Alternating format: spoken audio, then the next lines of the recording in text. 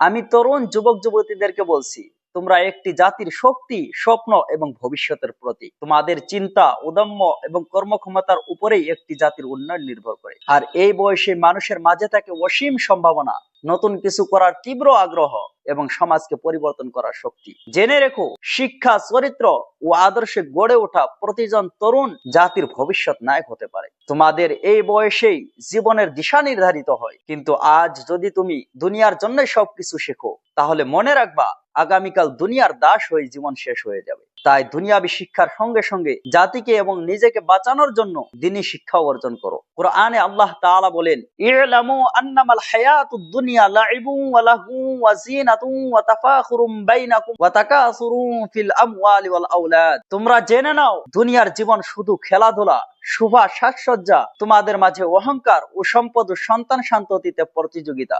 আজকাল school, college আর ইউনিভার্সিটিতে পড়াশোনা করা বেশিরভাগ তরুণই শুধুমাত্র দুনিয়াবী বিদ্যা শিখে, দ্বীনি শিক্ষার দিকে একটু ধ্যান দেয় না। যার ফলাফল নেক তরুণরা আজ হারিয়ে যাচ্ছে ফ্যাশনের নামে, মেধাবী ছাত্ররা ঝুঁকে পড়ছে হারাম প্রেম ভালোবাসার দিকে, ঝুঁকে পড়ছে অগণিত গুনাহের দিকে। এটাই কি তোমার জীবনের লক্ষ্য ছিল?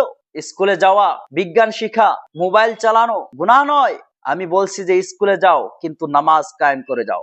বিজ্ঞান শিখো, কিন্তু ঈমান ভুলে যেও না। স্মার্টফোন চালাও, কিন্তু নফসের দাস হইও না। প্রতিদিন কোরআনের অন্তত 5টি করে আয়াত তেলাওয়াত করো এবং ক্লাস টেস্টের মতো প্রতিদিন আত্মপরীক্ষা করো, আজ আমি আল্লাহর জন্য কি করলাম। মনে রেখো, তুমি ছাত্র, এটা গর্বের নয়, এটা দায়িত্বের নাম।